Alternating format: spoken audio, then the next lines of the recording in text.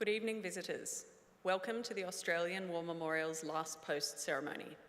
My name is Holly Pritchard, and joining us today from the Royal Australian Air Force is Air Commodore James Badgery. This evening we are honoured to acknowledge Lieutenant General Eric Peltier, Deputy Director General of International Relations and Strategy, Ministry of Defence, France, accompanied by Major General Jeremy King, Head Joint Aviation Systems, Ms. Cressida Hogg, Chair of BAE Systems, and the accompanying delegations. We welcome the veterans who have served, those who are still serving, and the families that love and support them. The live stream of this ceremony is made possible by the Returned and Services League of Australia and the RSL and Services Clubs Association. We welcome members who are watching the broadcast of this ceremony across Australia. During this evening's ceremony, wreaths will be laid at the base of the Pool of Reflection by visitors to the memorial and students on behalf of the Essington School, Rapid Creek, Northern Territory. If you are able, please stand and join in singing the National Anthem.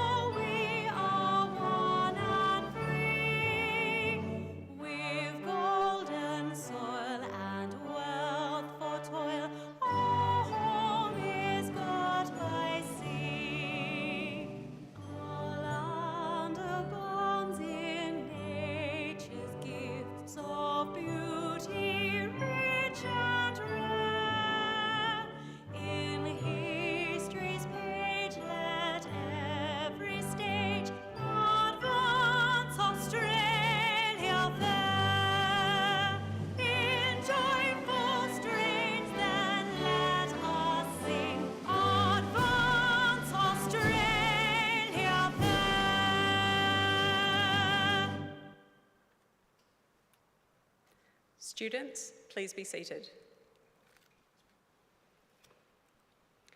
The Australian War Memorial was the vision of Charles Bean, Australia's First World War official historian. Bean landed with the Australian troops on Gallipoli and stayed with them at the front through to the end of the war. The idea of this national memorial and museum came to him in Pozières, France, in the depths of the bloody fighting of 1916. Bean's idea was that this would be a place where families and friends could mourn loved ones buried in faraway places. It would also be a place that would help all Australians understand what these men and women had endured and what they had done for us.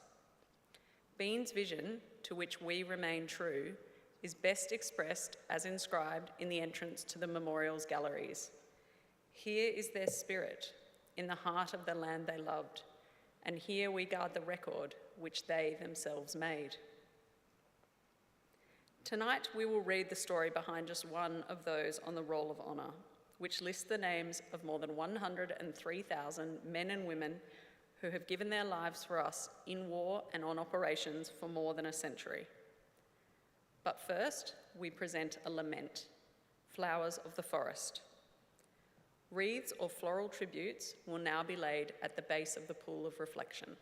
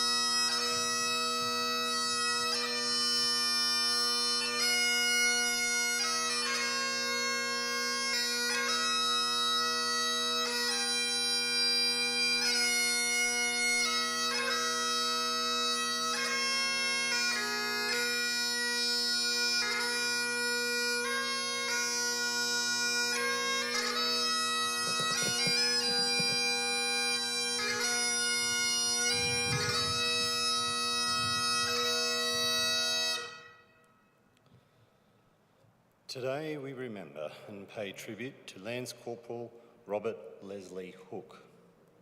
Robert Hooke was born on the 2nd of September 1916 in the small town of Donald in Victoria. Affectionately known as Bobby, he was the eldest of 7 children born to local railway worker Albert Hooke and his wife Annie. At the outbreak of the Second World War in 1939, Bobby was working as an accountant in his hometown. Bobby Hooke enlisted in the Australian Imperial Force on the 13th of June 1940 in the Melbourne suburb of Caulfield. He was allocated the rank of private and a few days later joined the 1st Corps Signals. In August of 1940, Private Hooke was transferred to the 8th Division Signals and continued his training. He embarked for active service from Melbourne on the 4th of February 1941, travelling on board the troop ship Queen Mary. Later that month, Private Hooke arrived in Malaya, where he was attached to the 22nd Infantry Brigade headquarters. In April, he was appointed as a specialist linesman and undertook vital communications work, primarily laying and repairing cables. In October 1941, Hooke was promoted to the rank of Lance Corporal. The Japanese began to achieve a series of rapid victories in the Pacific region, placing them within striking range of Singapore. As a result, the Allies were gradually forced to withdraw. By January of 1942, Hooke's unit had been forced to retreat to Singapore to strengthen the island against the advancing Japanese. The Allied forces were soon overwhelmed. However, when Japanese units landed on the northwest of the island on the 8th and 9th of February 1942, Hooke and his comrades were occupying positions in the Wai Soon Gardens, also known as the Duck Ponds, when they came under attack from enemy forces. Hooke was leading a group of signallers against an enemy machine gun post on the 10th of February when he was hit and badly wounded. He was rescued by fellow signalman Todd Morgan and was taken to the nearby Alexandra Hospital. During the fighting which followed, a group of retreating Indian troops fired on Japanese infantry from hospital grounds, causing the enemy to retaliate and storm the building on the 14th of February 1942. Medical staff displayed the Red Cross and indicated to the Japanese that it was a hospital, but their pleas were ignored. Witnesses in the hospital described the Japanese soldiers as jumpy and excitable as they began attacking staff and patients with their bayonets. The survivors were herded into a nearby bungalow and massacred the following morning. Among the victims was Lance Corporal Bobby Hooke. Outnumbered and cut off, the Allies were forced to surrender, and Singapore fell to the Japanese later that day, the 15th of February, 1942. More than 100,000 men became prisoners of the Japanese as a result. Bobby Hooke, like many others, was simply listed as missing in the chaos and the confusion which followed. It was not until October of 1945 that he was officially confirmed to have died of his wounds during the Japanese massacre at Alexandra Hospital. His final resting place was never uncovered. Lance Corporal Bobby Hooke was 25 years old. His name is listed on the Roll of Honour on my left, amongst many others, 40,000 Australians who died while serving in the Second World War. His photograph is displayed today by the Pool of Reflection. This is but one of the many stories of service and sacrifice told here at the Australian War Memorial. We now remember Lance Corporal Robert Leslie Hooke, who gave his life for us, for our freedoms, and in the hope of a better world.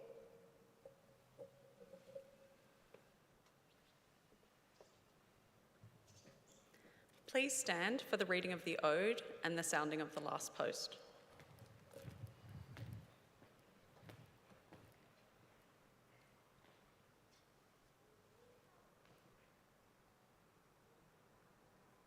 They shall grow not old, as we that are left grow old. Age shall not weary them, nor the years condemn. At the going down of the sun, and in the morning. We will remember them.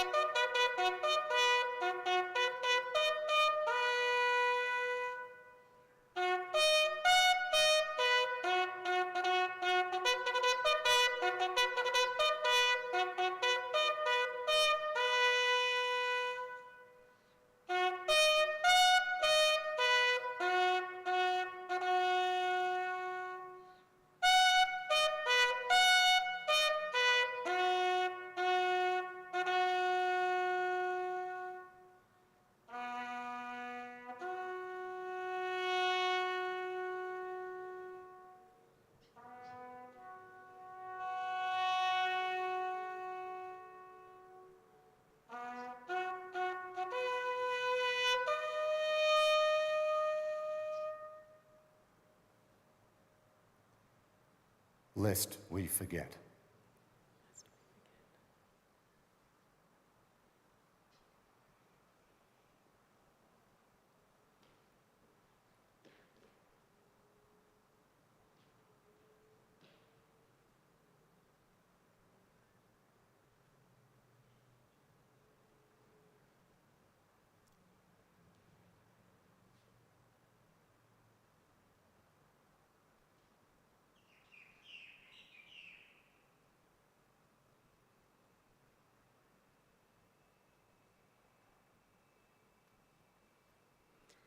We leave you this evening with the words of the memorial's founder, Charles Bean. Many a man lying out there at Pozières or in the low scrub at Gallipoli, with his poor tired senses barely working through the fever of his brain, has thought in his last moments, well, it's over. But in Australia, they will be proud of this. Ladies and gentlemen, girls and boys, that concludes the last post ceremony. On behalf of the director, staff and volunteers, thank you for visiting the Australian War Memorial today and for your continued support during the memorial's development project. We wish you all a very pleasant evening.